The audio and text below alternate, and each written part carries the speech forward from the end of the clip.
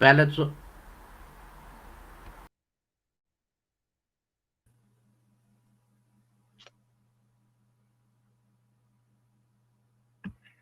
औज़ुबिल्लाहिमिनश्शैतानिर्रजीम बिस्मिल्लाहिर्रहमानिर्रहीम। आज के इस प्रोग्राम के अंदर हम अमेरिका के अंदर होने वाली जॉर्ज फ्लॉयड की ट्रेजिक डेथ और उसके साथ साथ उसके बाद जो प्रोटेस्ट वहाँ पे हुए हैं उस पर हम डिस्कशन करने जा रहे हैं। और हमारे आज के इस प्रोग्राम के अंदर मेरे मेहमान हैं मैक्सिन बॉलर जिनका तल्लक शेफील्ड ट्रेड यूनियन कांग्रेस से है और साथ ही साथ वो जो शेफील्ड की स्टैंड अप टू रेसिज्म है उसकी भी वो एक्टिविस्ट हैं और उसके लिए उन्होंने दिन रात अनथक मेहनत करके उन तमाम लोगों के लिए कि जो कि आए रोज डिस्क्रिमिनेशन और रेसिज्म उसको वो फेस करते हैं उनके लिए हमेशा वो काम करती हैं और साथ ही साथ वो सिस्टर्स फॉर कश्मीर की भी एक्टिविस्ट हैं और जब मकबूजा वादी के अंदर मकबूजा कश्मीर के अंदर जब जुल्म सितम की इंतहा हुई, जब मोदी गवर्नमेंट ने जो स्पेशल आर्टिकल है आर्टिकल 370 स्पेशल स्टेटस कश्मीर का उसको रिवोक किया, उस वक्त भी वो कश्मीरियों के साथ शाना बिशाना काम करती रही।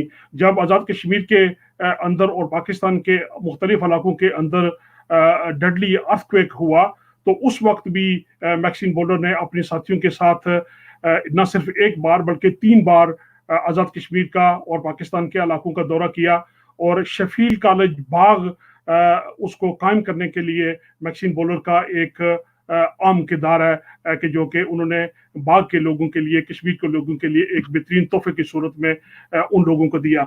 मैं बड़ा फख्र महसूस कर रहा हूँ कि आज मैक्सिन हमारे इस प्रोग्राम के अंदर मेरी वो मेहमान हैं और मैं सबसे पहले मैक्सिन को वेलकम करता हूँ। Maxine, you are live now. You're welcome to this show on Jammu Kashmir television. You are fully aware and you have been following the news and the tragic death of George Floyd in America. And then, since then, the outbreak of protests across the country, across America, and across the world. And I am so pleased that you have also you are intending to organize a solidarity convoy in Sheffield to show your solidarity with the Black communities living in Sheffield as well. So, first of all, Maxine, before we start talking on the issue, first of all, let me play 2 videos. First, I'm going to play the video which is self-explanatory, which is going to explain what is the situation at the moment in America. So first of all, let us play this one, and then we'll see what other people say, what other Americans says about the issue.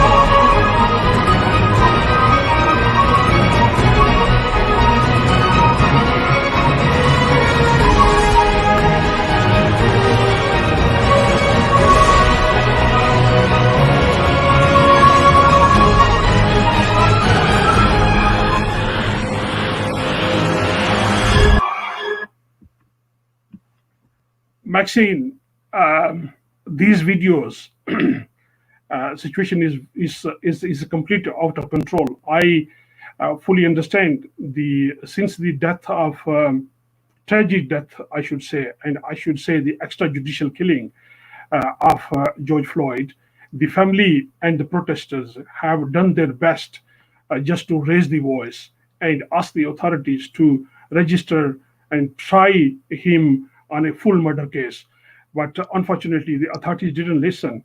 But the people of America, the activists and the people, the human rights organizations, they have did such a wonderful job in terms of mobilizing the whole country, who came out and sent a very strong message that this day of age, the racism and discrimination will have no place in our societies. And this is the best example. And when authorities didn't listen, the people have taken the law into their hands as well. And that is the frustration. That's the anger people have shown. I'm not going to condone the looting or the violence in America. However, some people are going to take the advantage of this one, but the majority of the people have been doing the peaceful protest, but the authority didn't listen. We will once again we will go back to, before I take your point. We will go back to see what other people says in America about this issue, whether they're still going to support these protests and agitation, or whether they're going to withdraw their support. So listen this video. And with the protesters. And I think all well-meaning Americans stand with the protesters. It's not an isolated incident. It is a continuum of cases and situations that have been going on for decades and decades and decades. These are just chapters in a book. And the title of the book is Continuing Injustice and Inequality in America. And these are just chapters. The chapter started modern day Rodney King in Los Angeles, 1991. Abner Louima in New York, 1997. Amadou Diallo in New York, 1999. Sean Bell in New York, 2006. Oscar Grant, Oakland, California, 2009. Eric Garner, New York City, 2014. Michael Brown, Missouri, 2014. Laquan McDonald, Chicago, 2014. Freddie Gray, Baltimore, 2015. Antoine Rose, Pittsburgh, 2018. Ahmaud Arbery in Georgia, 2020. Breonna Taylor in Kentucky, 2020. George Floyd in Minneapolis, 2020. That's why the outrage. That's why the frustration and the anger. It is not about one situation. It's about the same situation happening again and again and again and again, and seeing the same thing and not learning the lesson. And then it's that happening in a broader context and a broader circumstances, which is what's going on with the coronavirus, which affects and kills more minorities than anyone else. You look around this country and you look at the people who are dying of the coronavirus, it is disproportionate African American people. And it's just a continuing injustice, and that's the frustration, and that's the protest. Maxine, you have watched both the videos, video clips, and I am going to give the mic to you just to start and say how the situation is going to, how people can continue showing their solidarity with the Black communities in Africa, how this will impact on the community relations in America, how the community tensions, whether the America will survive after all this, how they will how it will build the bridges between the communities. Maxine, I'm asking you to say your words, and then we will take it from that. I think Maxine is losing the. I think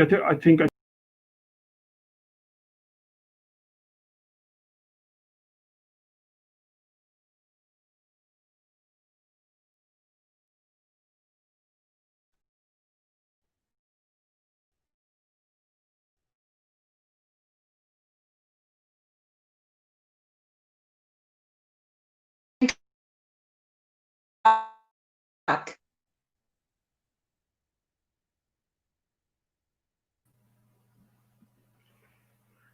Hello, Maxine. Hello, Maxine, I'm can you here. hear me? You wanted to ask me what I thought about what was happening, didn't you? Yes, please, yeah. Yeah. Well, I mean, I very much agree with what was just said about the problem that exists inside of America. You can look at this case as an isolated example, but it just isn't.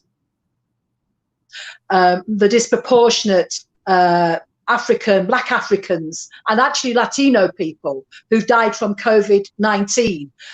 He was right. That has been a massive impact on their communities. And then on top of that, you discover that despite the fact these people have been on the front line, that the American police continue. 3 people, I think it is, a week that the police have attacked and murdered, and the percentage of people from the Black community who are in prison is 25% of the world's prison population in America itself, and a third of those are young Black people. 50% of them are young Black people.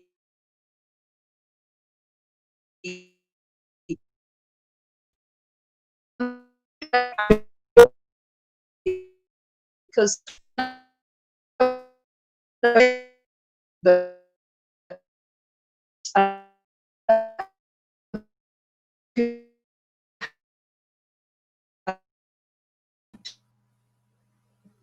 Maxine, I think there are some serious problems with the connection.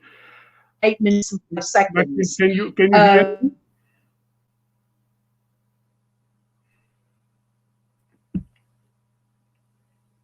Maxine, can you hear me? I'm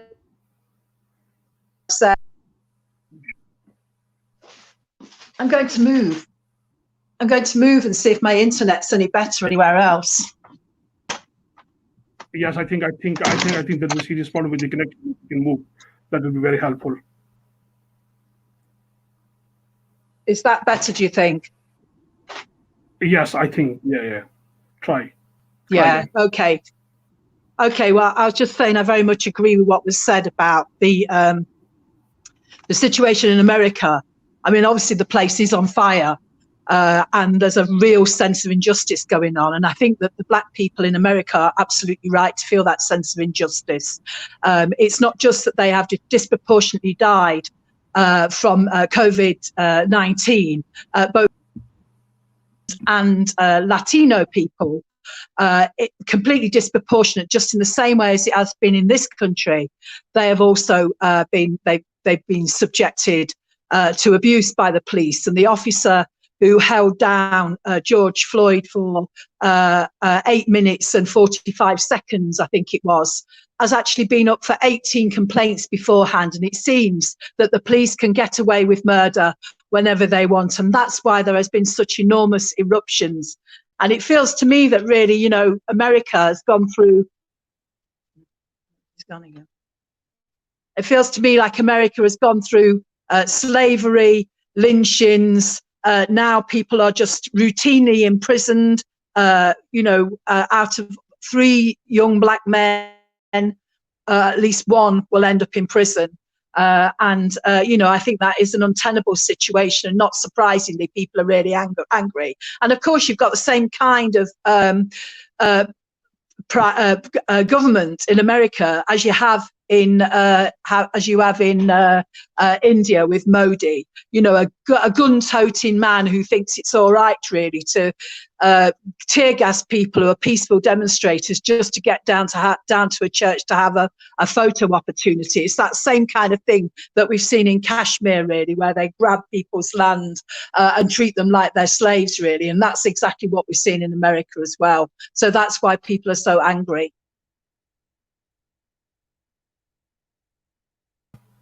Yes, Maxine, I completely agree with you. But very recently, when all these outbreak of the protests, I was watching the news channel when the president of America tried to blame all this violent behavior of some protesters, and he was trying to blame the left. I think this is completely outrageous. Trying to attack left people who are trying to raise the voice against the racism, and who are trying to raise and trying to get the message across that racism and discrimination has no place in our societies. So the president of America, is trying to peddle some of the hate ideology once again, try to divide the communities over there, and try to create some sort of division between the right wing and the left wing now. I think he must be challenged on every level. So do you want to say something about this? Oh yeah, definitely he needs to be challenged on every level, really. I mean, this is the man who has been said we should inject ourselves with bleach and things like that. I mean, you know, you just wonder sometimes what kind of man this is, really. And then, of course, he decides to, when there was the big demonstrations in Charlottesville by the Klan, by the alt-right, he says there's good people on both sides when Heather Heyer was murdered by the Klansmen. You know, this man is all the while. I mean, he actually, it's interesting because the head of the, not the head, the union man for the Police Federation in Minneapolis actually spoke on a platform with Trump. So he's clearly one of Trump's men, and I think things have got to change. And I think the Black Americans are not going to tolerate this any longer, and that's why there needs to be a fight back. And in this country, we need to support our brothers and sisters in America, because actually we have self-interest in this, really, because although Boris Johnson's not quite like Donald Trump, actually he's really a bit reckless in terms of our lives. Very little is being done about the Black and Asian minority deaths, which I think have been disproportionate and really are partially to do with the question of racism in our society. So I think we need to support our brothers and sisters in America.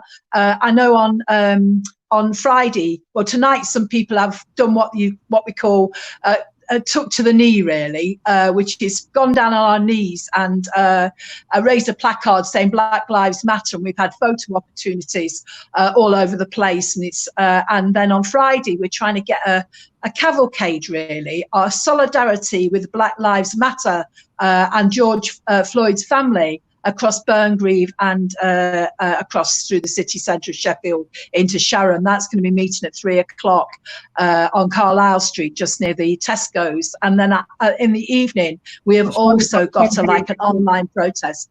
I'm very sorry for apology for interruption, Maxine. We will come back to this issue later. But okay, I have a couple of other questions, and I need your views on that. This afternoon, I was speaking to a friend of mine, and I asked her, what do you think about Americans' protests and this situation, unrest there? And she said, Maruf, so you can describe the situation. If these people, the police in a daylight on the streets, if they are behaving like this, what they have been doing and what they do behind the scenes at the police stations. So she has described the situation, the institutionalized racism in the police force, which has killed not only George Floyd, so many other people. So I was so amazed, and I was so convinced that this epidemic is the serious situation amongst the institutions, not only in America, across the world. And how and when I see the countries like America, where there are organizations, there are people are fully aware, they are able to raise the voice against the injustice exactly the same way they have done here. But how about in Kashmir, where Modi government or the previous government, they have just completely ignored the law. They had no respect for the human rights. They had nothing basically available for the people. And what must they have been doing behind the scene? They must have been doing the extrajudicial killings. That's why the Amnesty International says that over 100,000 people have been killed by the paramilitary forces deployed inside the Kashmir. So how do you compare the both situations in America and in Kashmir? Well, obviously in Kashmir, the situation is pretty serious, really. I mean, we've had effectively the lockdown inside of Kashmir since August. And I mean, I've been very heavily involved in the Sisters for Kashmir inside of Sheffield. But you see, you've got Modi, who's a right-wing Hindu nationalist. He's using right-wing propaganda really to demonize all Muslims inside of India. And unfortunately, Kashmir has been one of the big issues for him, that he's used really to galvanize Hindu nationalists around him and to attack and violate human rights inside of Kashmir, really to take a bit of a land grab on Kashmir and to get rid of their historic semi-autonomy that they had. And obviously the rescinding of Article 370, and I think it's 35A, which allows them to take part of the land away, has been an absolutely, I mean, the brutality of the Kashmir occupation really has gone back so long, really. And it's time that human rights violations actually were put, that we took on the question of human rights violation before the question of our government's trade. But I also think that Donald Trump, is a good friend really of Modi as well. And these people really don't care about the lives of ordinary people. He doesn't care about the lives of black people. He's allowed them to die disproportionately. And actually, in America, you know, the black people were brought there as slaves. And the black people have been continually treated as second-class citizens, even though they've campaigned for equal rights. So I think it's about the right-wing nature of the governments, really. I think Trump fraternizes with the alt-right, with the white nationalists, really, in exactly the same way as Modi really fraternizes with fascist ideas, really. And I think the two of them come from the same stable, right? And both of them have to be opposed. And one of the things they both know is division is the name of the game. While you divide people amongst each other, then actually you win in the end. But the people who win are the people at the top. And that's why I think there is you know, it's not the same situation, but actually all Kashmiris should be opposing Trump. Not to mention the fact that Trump, when he first came to power, imposed a Muslim ban. And actually, he has not just demonized black Africans, he's demonized all Muslims inside of America as well. As far as he's concerned, there's no differentiation, really. Anybody who's not white is, I think, is seen as being a problem in terms of America. JK TV रियासत जम्मू कश्मीर का पहला independent web channel है जो कि रियासत के तमाम हिस्सों की तर्जुमानी करता है। जेके टीवी ने अपनी नशरियात का आगाज़ 2015 में किया। इस वक्त जेके टीवी की नाजरीन की तादाद 500,000 के करीब है। आर्टिकल 370 के खात्मे के बाद गैर जानिबदाराना रिपोर्टिंग की वजह से एक महीने के अंदर जेके टीवी के व्यूअर्स में न सिर्फ इजाफा हुआ, जेके टीवी अपनी रियासत की आवाम को बाखबर रखने के लिए पुरअज़्म है और इस सिलसिले को जारी रखने के लिए जेके टीवी ने नए टैलेंट को प्रमोट करने का आगाज़ किया है। जेके टीवी को वॉलंटियर्स की तलाश है। अगर आप लिखने, फील्ड रिपोर्टिंग और वॉइस ओवर में दिलचस्पी रखते हैं तो आप जेके टीवी से रब्ता करें। जेके टीवी आपको हर किस्म की सहूलत भी फराहम करेगा और साथ ही आपकी मुकम्मल रहनुमाई भी करेगा। JK TV, voice of voiceless.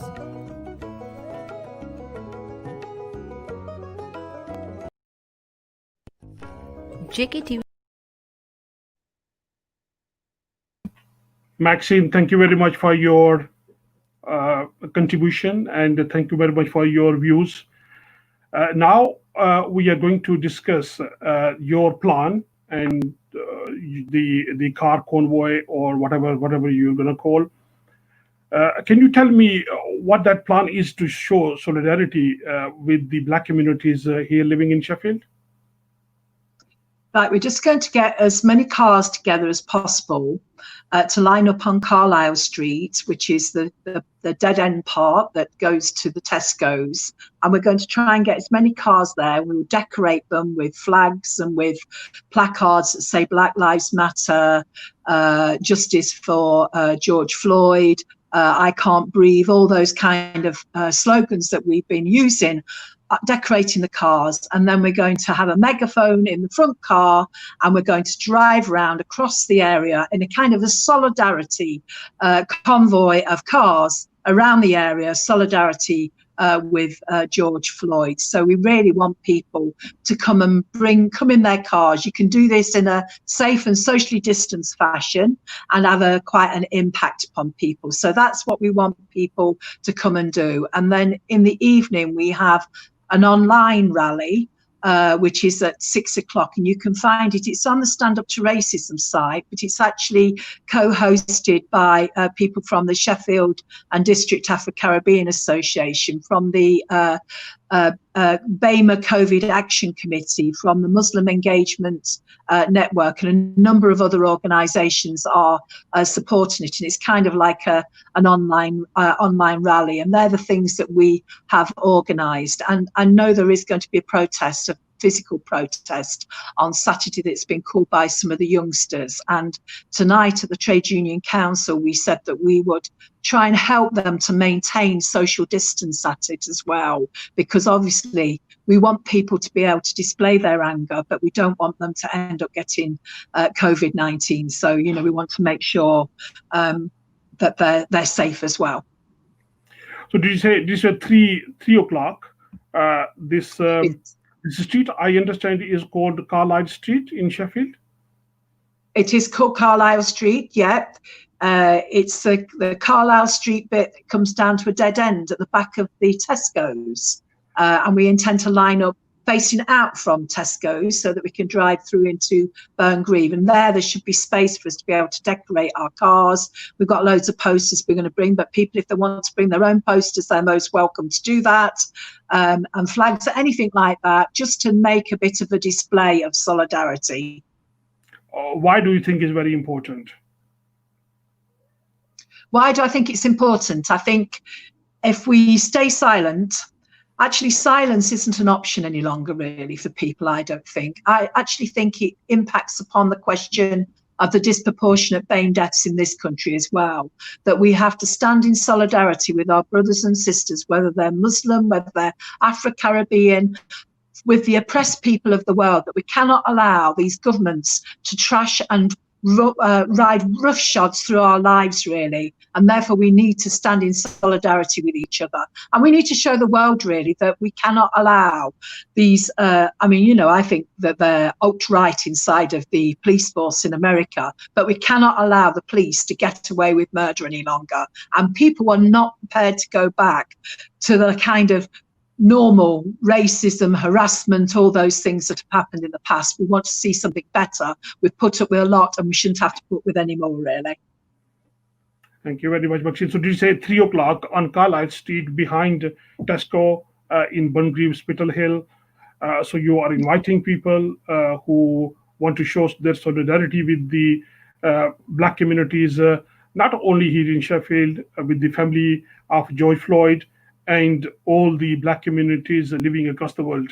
So I think this is a right time to stand up and show solidarity and stand shoulder to shoulder with each other to challenge this disease, which is racism, which is discrimination in this day of age, 21st century. Basically, these horrific crimes have no place in our society, and we must challenge wherever it is possible. And I think showing solidarity, coming together and protesting and getting the message across to the authorities and to all those people who believe in racism. Racism is their ideology, discrimination is their ideology. We need to send a strong message. We need to stay united. This is the only way we can defeat these people. And this is not only first time the people of America are going to defeat. The people have been defeating, and the people have been liberating other colleagues and the fellow citizens of America. They have fought for each other, and this is the right time, and they're doing such a wonderful job. Maxine, thank you very much for your time. I'm gonna stay a couple of more minutes on Jammu Kashmir television, and I will translate this message to the people who are bilingual, the people who are living in Sheffield or in Sheffield suburbs, who can come and join us. And this is the right time, and I'm going to explain this. Thank you very much, and I will get the message across. I will ask all the trade unions, the taxi trade unions, just come along and show solidarity. This is the right time. Maxine, thank you very much. Thank you so much. Thank you very much, Maruf. It'd be really good if people came. It would make a big impact. Thank you. Thank you very much, Maxine. नाजरीन, Jammu Kashmir television के तमाम नाजरीन को मैं थोड़ा सा उर्दू ज़बान में भी थोड़ा सा इसको एक्सप्लेन कर देता हूँ कि अमेरिका के अंदर थोड़े दिन पहले जॉर्ज फ्लॉयड एक स्याह फाम आदमी को वहाँ की पुलिस ने उसको अरेस्ट किया और अरेस्ट के दौरान तकरीबन 9 मिनट्स उसकी गर्दन पे अपना उसकी टांग उसको रख के उसके ऊपर तो उन्होंने उसको वहाँ ही उसका सांस बंद करके उसको मार दिया। जॉर्ज की फैमिली और जॉर्ज के तमाम जो लोग हैं उसकी कम्युनिटीज़ के और वो तमाम लोग जो कि इंसानी हकूक़ पर यकीन रखते हैं, उन्होंने इसके ख़िलाफ़ आवाज़ उठाई, पीसफुल वहाँ पर प्रोटेस्ट हुए, पुरअमन तरीके से लोगों ने अपनी आवाज़ उठाने की कोशिश की, बट अनफॉर्चुनेटली जो वहाँ के अथॉरिटीज़ हैं वो मूव नहीं हुई। उनका मुतालबा यही था कि ये एक डिलिबरेट मर्डर है और इंटेंशनल मर्डर है, इसको फुल मर्डर के तौर पर उस जिन लोगों ने उसको कत्ल किया उनको ट्राई किया जाए, उनके खिलाफ मुकदमा दर्ज किया जाए, बट अनफॉर्चुनेटली उन्होंने उसको नहीं किया और लोगों ने अपना जो एहतजाज था उसको जारी रखा।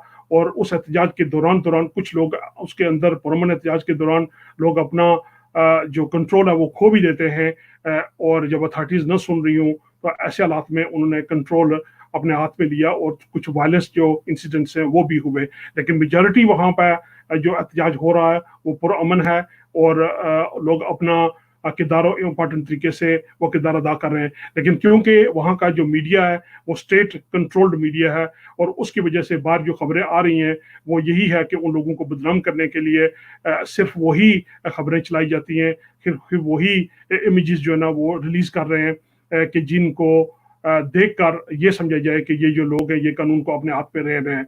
हमें उनकी बात पर कान धरने की जरूरत नहीं है।